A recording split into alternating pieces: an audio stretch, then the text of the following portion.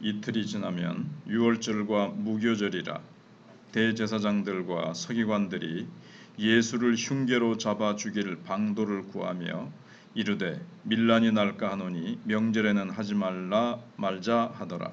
아멘. 대제사장들과 서기관들은 유대 사회에서 가장 중요한 역할을 하는 사람들입니다.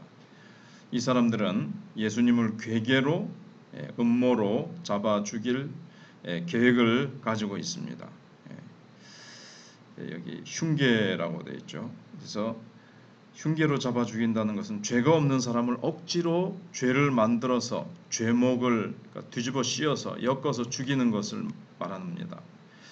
우리가 잘 이해가 되지 않는 것은 무엇 때문에 대제사장들과 서기관들이 주로 갈릴리에서 활동하신 예수님을 죄도 없는데 죄를 만들어서 죽이려고 했겠느냐 하는 겁니다. 가장 중요한 것이 대제사장과 서기관들은 그만큼 예수님의 가르침과 능력에 위협을 느꼈던 겁니다. 대제사장들과 서기관들이 보기에 예수님은 갈릴리 지역을 세상 말로 휩쓸고 다니셨고 그 세력을 몰아서 점점 예루살렘 쪽으로 접근하고 있다고 그들은 그렇게 이제 생각을 한 겁니다. 저렇게 온 백성들에게 영향력을 미치고 능력 있고 어떤 잘못된 신앙, 잘못된 거짓 종교 체계에 대해서 이렇게 진리의 말씀으로 위협을 자기네들에게는 막 위협을 느끼는 거죠. 우리 이대로 있다가는 우리는 설 곳이 없다. 이렇게 이제 위협을 느끼는 거죠. 그들에게는 예수님을 근데 대항할 가르침이나 능력이 전혀 없었던 겁니다. 거짓 신앙 체계라 그럴까요? 종교 체계고. 그러니까 거기에 무슨 능력이나 힘이나 생명력이 있겠습니까? 그러니까 대제사장들과 서기관들에게 있어서 중요한 사실은 그들이 예수님의 능력을 알았던 것입니다. 그들은 예수님에 대해서 들었던 그 상당한 사실들이 진짜라는 것을 알았던 겁니다.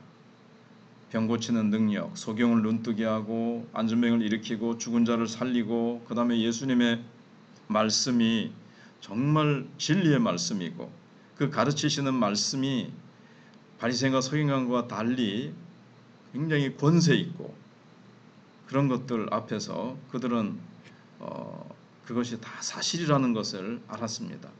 저게 전부 다 거짓이다, 거짓 소문이고 예수님은 실제로는 능력이 하나도 없다가 아니고 실제로 예수님이 그러한 권세와 권능과 능력을 가지신 분이라는 것을 그들이 알았기 때문에 위협을 느꼈고 이제 예수님을 자기들이 회개하고 자기들이 돌이킬 생각은 하지 아니하고 자기네들의 기득권이 빼앗기는 거기에 위협을 느끼면서 예수님을 이제 제거하려는 생각을 한 겁니다.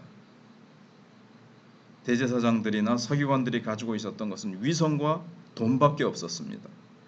따라서 대제사장들이나 서기관들은 말씀의 능력이나 병 고치는 능력에 있어서는 예수님의 상대가 되지 않는다는 것을 알았던 겁니다.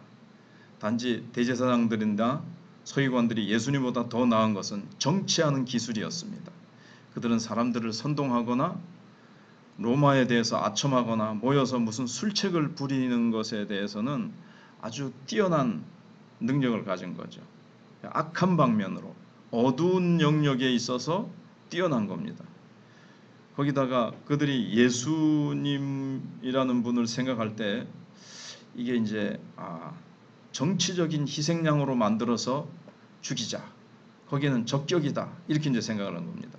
예수님은 사람들에게 상당한 인기는 있었지만 정치적인 세력은 없는 분이었습니다. 정치적인 세력을 규합해가지고 뭔가 일을 일으키고 이런 것은 예수님께서 전혀 하지 않으셨죠. 하나님의 나라는 그런 나라가 아니니까. 근데 그들이 보기에는 정치적인 수완이나 능력이나 정치적인 세력은 전혀 없구나. 실제적인 세상의 힘은 없구나. 이렇게 이제 보고 희생양으로 만들어서 죽이자. 이렇게 이제 생각을 한 겁니다.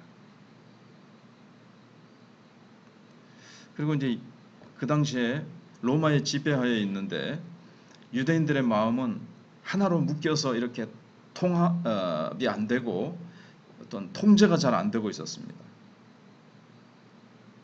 이때 이제 나름대로 상당한 영향력이 있고 인기 있는 사람에게 본때를 보여서 죽이면 그 후에는 로마나 유대인들이나 모두 대제사장이나 서기관들에게 이제 설살 기게될 것이다. 우리 말을 잘 듣게 될 것이다. 가장 지금 현재 인기 있고 영향력 있는 사람을 딱 죽여서 본때를 보이자 이거죠.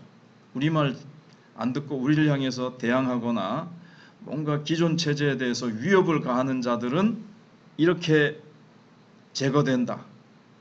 이런 것을 이제 보여주면 말을 잘 듣지 않겠는가, 이제 이런 생각을 하게 된 거죠. 그래서 여기 이제 희생양이라는 말이 나온 겁니다.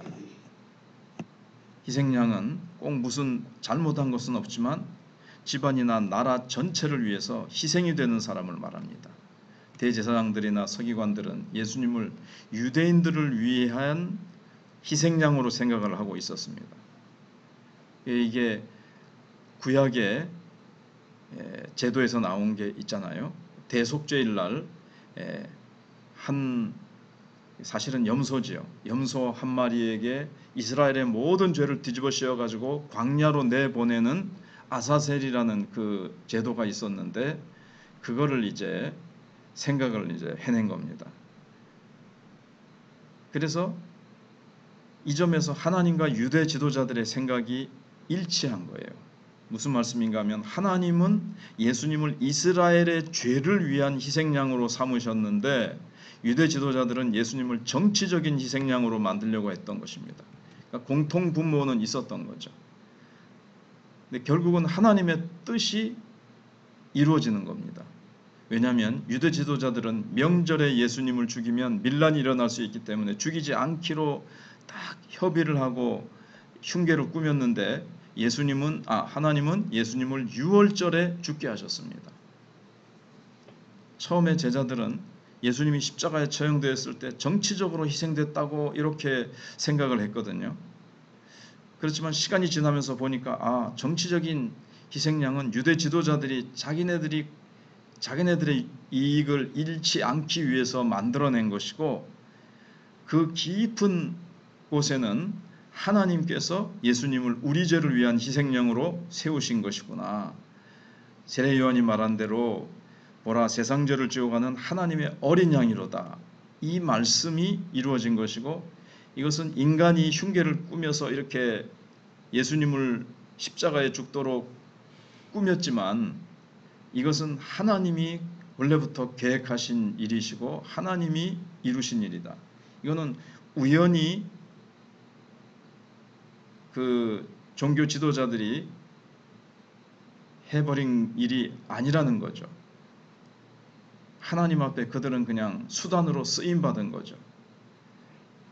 근데 이 사람은 이 목적으로 이것이 필요한데 다른 사람은 또 다른 일로 그것이 필요해서 두 사람이 필요는 다르지만 그 목적은 자관 희생양으로 누군가를 만들어서 이제 죽이려고 할 때 딱 그게 이제 규합이 되듯이 그래서 함께 일을 하는 것처럼 근데 결국 더 강한 쪽으로 끌려가게 됩니다. 유대 지도자들은 예수님을 정치적 희생양으로 잡아 죽이려고 했는데 실제로 더 강한 것은 우리 죄를 대속하고자 하는 하나님의 뜻이었던 겁니다. 그래서 이제 흉계를 꾸미고 예수님을 죽이려고 다 희생양으로 만들려고 한 그들의 흉계가 있었고 그런데 하나님은 그것을 더 강하게 이끄셔가지고 명절에는 안 하려고 했는데 하나님은 명절에 그들의 흉계가 이루어지도록 하나님이 이끄셨습니다. 결국 하나님이 하시는 거죠.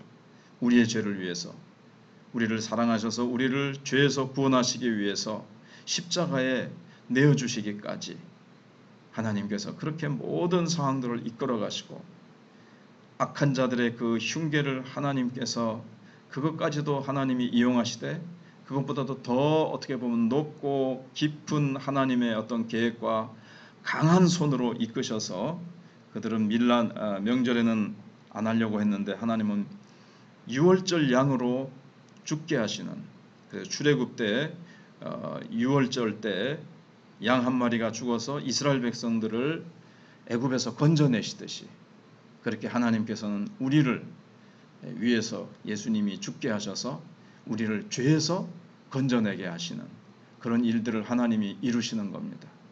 결국 우리를 사랑하셔서 우리의 모든 죄 사하시고 죄와 사망 권세에서, 마귀의 권세에서, 흑암의 권세에서 우리를 건지시기 위해서 하나님은 이러한 참 흉악한 괴계와 그 비참한 십자가 속으로 예수님이 들어가셔서 그 모진 고통과 수모와 멸시와 매맞음과 채찍당함과 못 박히심과 온몸을 옷을 다 벗기우시고 수치를 당하시는 모든 고난 속으로 예수님이 가셔야 되는 것을 아시면서도 하나님은 자신의 아들 어린 양을 그곳으로 몰아 넣으신 것을 우리가 잘 알고 있는데, 참 이것을 우리가 깊이 우리를 대속하시는 어린 양 예수 그리스도, 이것을 하나님의 뜻이 이루어지는 것, 악한 자들의 뜻이 이루어지는 것이 아니라 결국은 하나님의 뜻이 이루어진다는 것,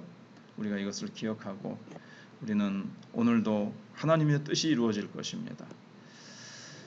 온 세상이 지금 악한 것으로 치닫고 있지만 하나님은 그 모든 것들 속에서 또 하나님의 뜻이 이루어진다는 것을 우리가 또 기억하고, 무엇보다도 십자가를 우리가 바라보면서 십자가의 은혜, 십자가에서 나타난 그 사랑을 우리가 더 깊이 붙잡고 나가야 되겠습니다. 기도하겠습니다.